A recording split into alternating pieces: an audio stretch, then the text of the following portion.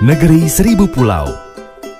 Selain memiliki beragam budaya, keindahan alam, dan hasil bumi, negeri kita tercinta juga kaya akan gunung api.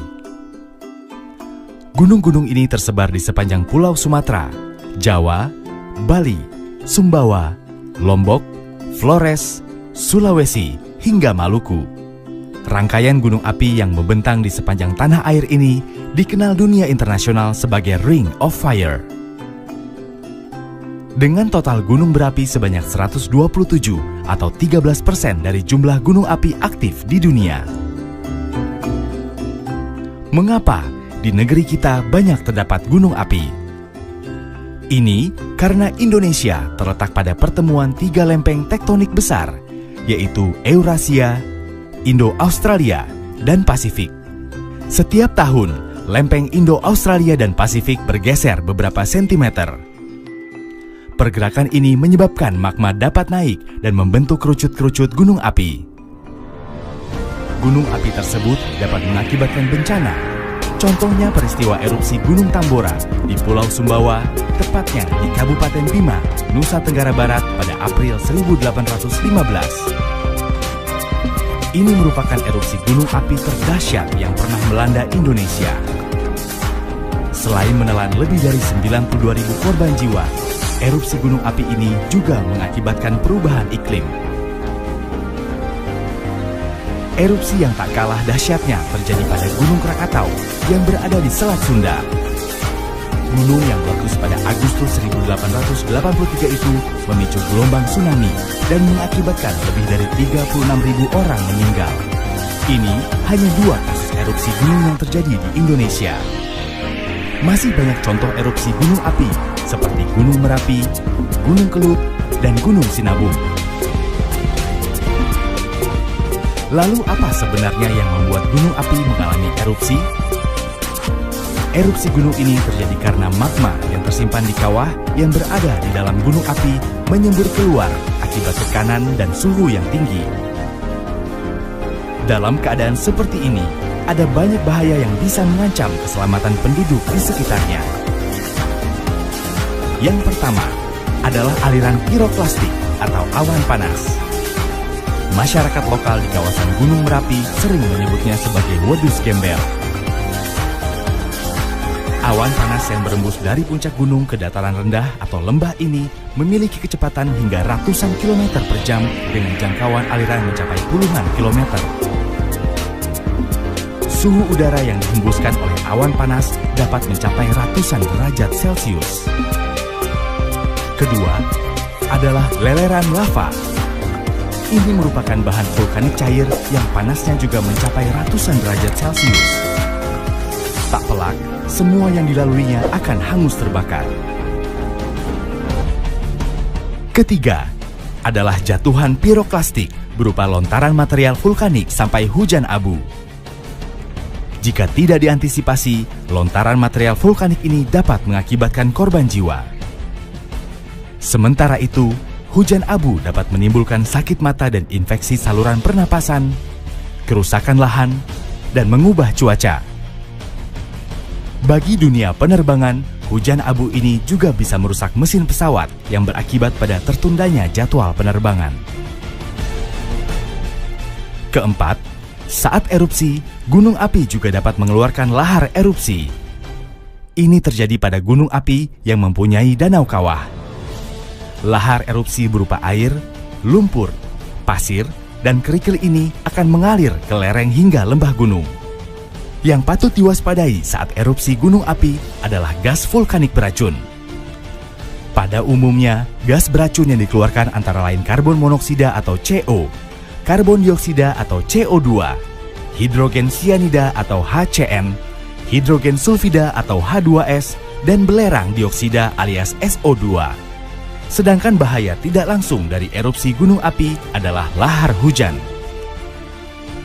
Ini terjadi apabila material hasil erupsi gunung api yang diendapkan di sekitar puncak dan lereng terangkut oleh hujan atau air permukaan melalui lembah atau sungai. Aliran lahar berupa lumpur yang sangat pekat ini dapat menyapu apa saja yang dilaluinya. Dengan begitu banyak faktor yang bisa mengancam keselamatan jiwa saat terjadi erupsi gunung api, pemerintah terus berupaya dengan berbagai cara untuk meminimalisasi jatuhnya korban. Salah satunya dengan membagi tingkatan kawasan berdasarkan sejarah kejadian dan identifikasi potensi ancaman bahaya gunung api yang disebut dengan kawasan rawan bencana atau KRB. KRB 3 merupakan kawasan yang sangat berpotensi terlanda awan panas, aliran lava, guguran lava, lontaran batu pijar, dan atau gas beracun. KRB 2 merupakan kawasan yang berpotensi terlanda awan panas, aliran lava, lontaran batu pijar, guguran lava, hujan abu lebat, hujan lumpur panas, aliran lahar, dan atau gas beracun. Lalu, KRB 1 merupakan kawasan yang berpotensi terlanda lahar, tertimpa material jatuhan berupa hujan abu dan atau air dengan keasaman tinggi. Untuk penetapan status aktivitas gunung api, pemerintah memberikan 4 tingkatan. Level 1 atau normal, artinya gunung api tidak memperlihatkan adanya kelainan yang membahayakan. Level 2, waspada. Di level ini, aktivitas gunung api mengalami kelainan baik secara visual maupun instrumental dan gejala vulkanik lainnya. Level 3, siaga. Pada tingkatan ini, perubahan aktivitas gunung api cenderung diikuti erupsi. Level 4, awas. Ini merupakan tingkatan paling tinggi dan biasanya diikuti dengan erupsi. Sebenarnya, masyarakat juga bisa melakukan pantauan sendiri terhadap aktivitas gunung api dengan melihat tanda-tanda alam yang terjadi. Antara lain, adanya bau belerang atau terdengar gemuruh dengan radius hingga lebih dari 1 km. Terjadinya perubahan warna asap kawah, air danau kawah berubah jadi keruh. Terlihat titik api diam di puncak atau kawah. Lalu, adanya hujan abu tipis dan guguran batuan atau lava pijar dari puncak.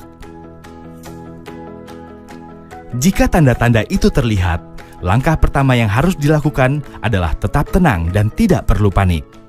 Namun, kita harus selalu waspada dan mendengarkan informasi dan arahan dari pemerintah atau instansi berwenang. Erupsi gunung api merupakan gejala alam yang bisa terjadi kapan saja dan tak dapat dicegah. Namun, kita bisa meminimalisasi dampak yang ditimbulkannya dengan selalu siaga dan membekali diri dengan pengetahuan yang memadai tentang karakteristik gunung api.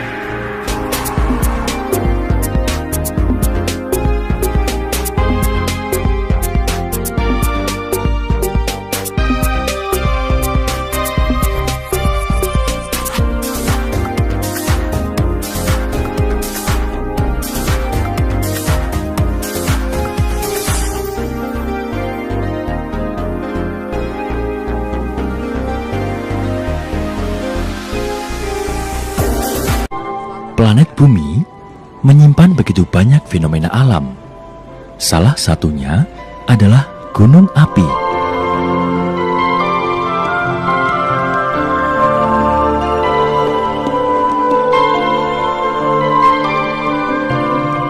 Struktur bumi terdiri dari beberapa lapisan.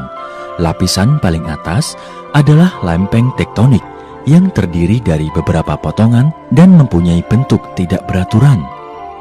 Lempeng inilah yang membentuk benua-benua dan saling bergerak satu dengan yang lainnya. Gerakan lempeng tersebut bisa saling mendekat, menjauh, atau bergeser secara horizontal. Gunung api adalah hasil aktivitas magma yang naik ke permukaan bumi dan biasanya terbentuk pada batas-batas lempeng yang bergerak.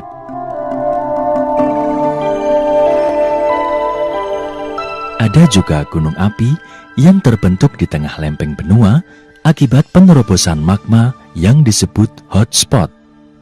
Proses pembentukan gunung api terjadi dalam kurun waktu puluhan ribu tahun, bahkan jutaan tahun akibat pergerakan lempeng tektonik. Negara Indonesia terletak di antara pertemuan 3 lempeng tektonik, yaitu lempeng Indo-Australia, lempeng Eurasia, dan lempeng Pasifik. Ketiga lempeng tektonik tersebut saling bertabrakan sehingga membentuk rangkaian 127 gunung api aktif di Indonesia. Deretan gunung api yang melingkar di sekeliling Samudra Pasifik dikenal sebagai cincin api atau Ring of Fire. Negara kita terletak di area cincin api ini.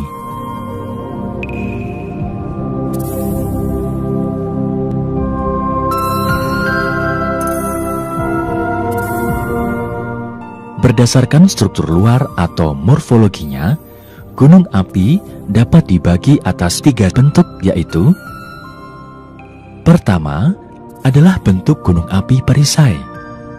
Bentuk ini terjadi karena magma encer keluar dari pipa kepundan berdiameter lebar, khususnya keluar dari rekahan. Jenis ini dijumpai di Amerika Serikat, Islandia, dan Kolombia.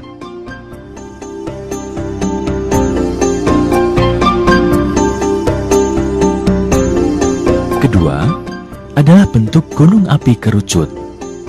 Bentuk ini terjadi karena letusan eksplosif magma encer dari pipa kepundan tunggal.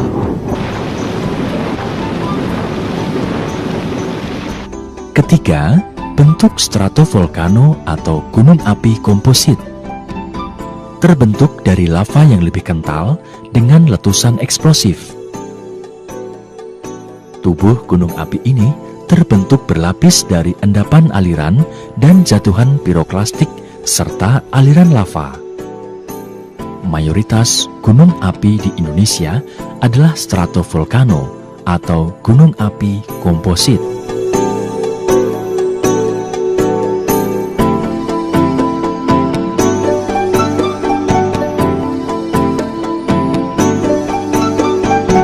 Proses gunung api meletus biasanya dimulai dengan pergerakan magma untuk naik ke permukaan, karena dia mempunyai densitas atau berat jenis yang lebih ringan daripada batuan. Kemudian dia itu panas dan dia tersusun dari cairan, kemudian ada gasnya, kemudian ada kristalnya yang berbentuk solid, sehingga dia mempunyai kecenderungan untuk naik ke atas. Ada 2 sifat erupsi gunung api yang dipengaruhi oleh jenis magma, kandungan gas, dan sistem vulkanik dari gunung api. Pertama, erupsi efusif, yaitu keluarnya magma dengan kecepatan yang lambat dan bergerak menyebar karena kandungan gas dan silikanya rendah. Kedua, erupsi eksplosif, yaitu keluarnya magma dengan arah letusan vertikal tanpa diawali dengan pembentukan kubah lava, karena kandungan gas dan silikanya tinggi.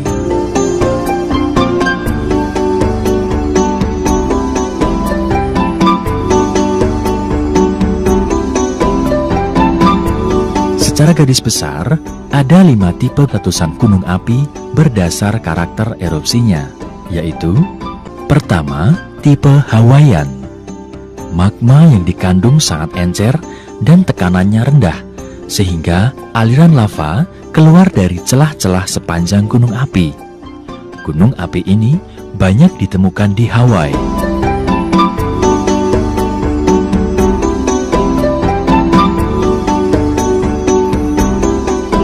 Kedua, tipe Stromboli. Magma yang sangat cair serta kandungan gas yang rendah memungkinkan lava keluar ke permukaan disertai letusan pendek dan sering. Contohnya di Indonesia adalah letusan Gunung Batur di Bali dan Anak Krakatau.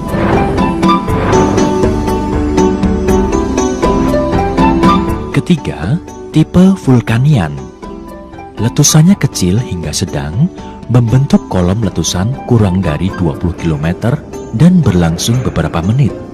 Letusannya eksplosif, melontarkan bom vulkanik yang berasal dari magma. Contoh letusan semacam ini adalah Gunung Rinjani.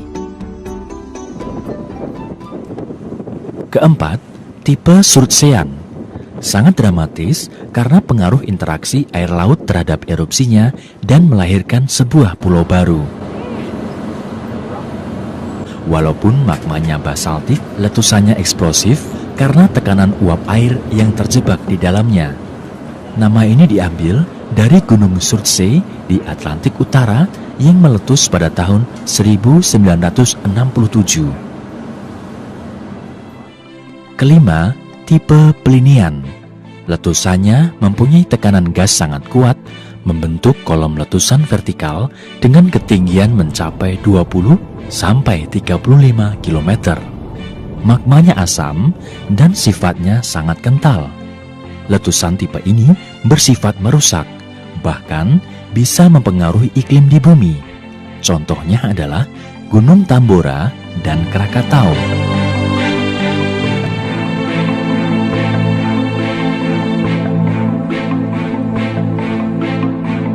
Sedangkan yang Merapi ini biasanya dia berbentuk kubah lava, kemudian kubah lavanya runtuh, yang akan menghasilkan disebut aliran piroklastik, yang orang awam menyebutnya sebagai wedus gembel. Erupsi yang di tahun 2010 ini yang sedikit berbeda karena ada letusannya.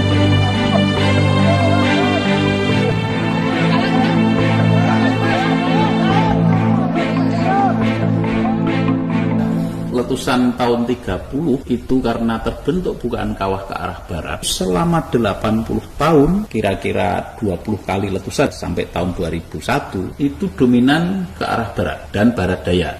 Setelah itu baru tahun 2006 terjadi perubahan arah letusan, yang dulunya orang itu tidak percaya bahwa Merapi itu akan meletus ke arah selatan, tetapi tahun 2006 membalik keadaan atau persepsi masyarakat. Ternyata Merapi bisa meletus berubah arah ke arah selatan. Tahun 2006 itu letusannya normal, hanya terjadi perubahan arah, itu yang perlu dicatat. Baru tahun 2010 ya, ketika terjadi letusan eksplosif, arah utama awan panasnya mencapai lebih dari 15 km ke arah. Gunung api menyimpan bahaya yang serius bila meletus. Ada bahaya primer yang berupa lava pijar, awan panas atau piroklastik, dan abu vulkanik. Kemudian ada bahaya sekunder yang berupa lahar hujan. Material lepas hasil letusan yang tersisa di lereng gunung api akan mengalir turun apabila terjadi hujan di puncak gunung api.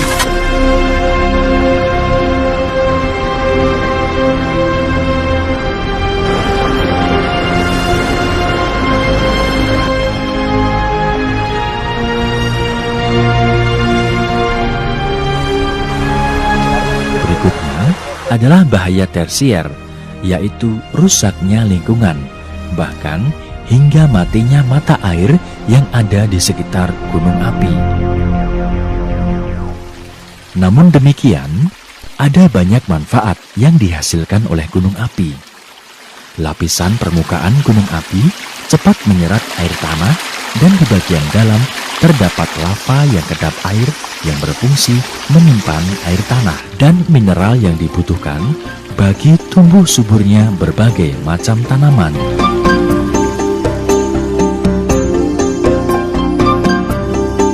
Di dalam perut gunung api dihasilkan uap panas bumi dan bahan tambang yang melimpah.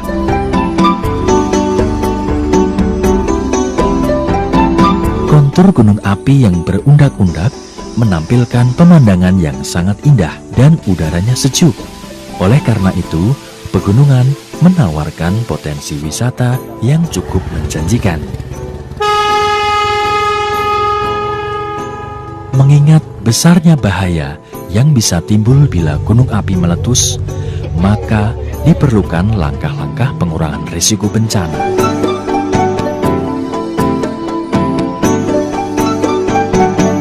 Cuaca cerahnya nihil. Apakah dari pos ngepos bisa pemantauan gunung api secara berkelanjutan dengan peralatan canggih serta berbagai bentuk proses penyadaran masyarakat merupakan langkah preventif. demi meminimalisir korban yang ditimbulkan oleh letusan gunung api. Mestinya demikian, karena untuk mengenal dan mendeteksi gejala alam yang kadang-kadang sangat halus itu di luar kemampuan indera manusia. Untuk mengetahui aktivitas, maka alat yang paling bisa diandalkan saat ini adalah seismometer atau seismograf yang biasanya ditempatkan di lereng gunung api. Di dalam memberikan peringatan dini, prediksi harus didukung oleh data-data pemantauan yang aktual. Ada pemantauan visual untuk melihat apakah sudah ada deformasi, apakah daerah puncak itu sudah membumbung atau mengembang. Kubah ini itu terjadi akumulasi tekanan. Kalau terjadi akumulasi tekanan, itu akan menyebabkan perubahan bentuk tubuh gunung ini. Nah, tahun 2006, tahun 2010 itu kebetulan reflektor di lereng selatan itu yang mengalami perubahan paling besar. Kemudian BPTK juga melakukan pemantauan geokimia, karena pada waktu gunung api ini aktif, maka gas yang dikeluarkan oleh gunung api itu juga akan bertambah. Dan ini juga dipantau oleh BPTK dengan peralatan yang ada. Nah, kami ini hanya menerjemahkan data-data yang terekam oleh alat, ya. Bisa salah, tetapi bisa juga benar, ya. Tetapi itu sesuatu yang objektif, ya. Kalau salah, bukan alatnya yang salah, tetapi manusianya lah yang salah di dalam menerjemahkan data menjadi informasi dan menjadi peringatan dini.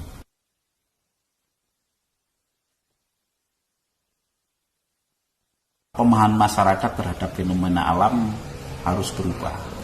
Konsep living in harmony, ya, jadi selaras dengan alam itu menurut hemat saya bukan alam yang menyesuaikan dengan kehendak manusia, tetapi manusialah yang harus menyesuaikan dengan perubahan alam. Jadi kita harus tahu kapan akan ada bencana, kemudian tanda-tanda itu bencana apa untuk keselamatan kita sendiri. Bukan untuk kita supaya takut, tapi supaya kita tetap selamat.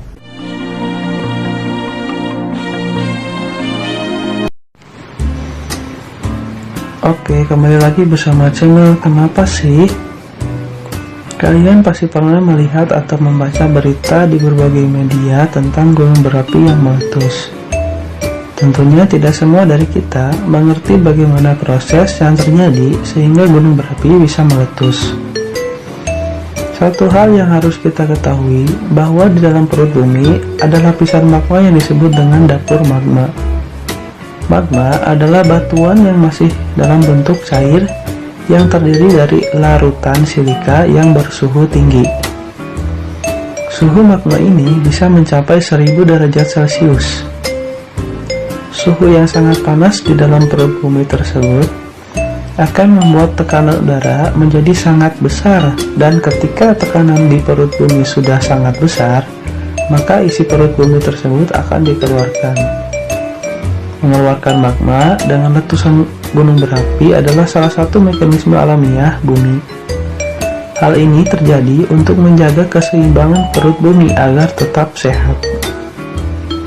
Isi perut bumi ini atau magma dinamakan lava, dan suhunya bisa mencapai 700 sampai 1200 derajat Celcius. Ketika lava masih encer, lava ini akan mengalir turun bersama dengan air sungai. Sedangkan lava yang lebih kental biasanya akan segera membeku setelah keluar dari perut bumi. Itulah sebabnya kita sering melihat bebatuan yang ada di sekitar pegunungan. Batuan itu adalah lava yang sudah membeku. Selain lava gunung berapi yang meletus juga mengeluarkan material lainnya, yaitu awan dan abu panas. Letusan gunung berapi akan mengeluarkan asap yang bergulung menyerupai awan, dan awan ini sangat panas dan bermuatan bebatuan dan material vulkanik padat yang suhunya bisa mencapai 600 derajat Celcius. Abu yang keluar dari perut bumi ini adalah serpihan yang sangat halus dan ringan, namun suhunya sangat panas. Abu panas ini terbawa oleh angin karena ukurannya sangat kecil dan ringan. Abu tersebut bisa bergerak ke segala arah dengan jarak puluhan hingga ratusan kilometer dari pusat letusan.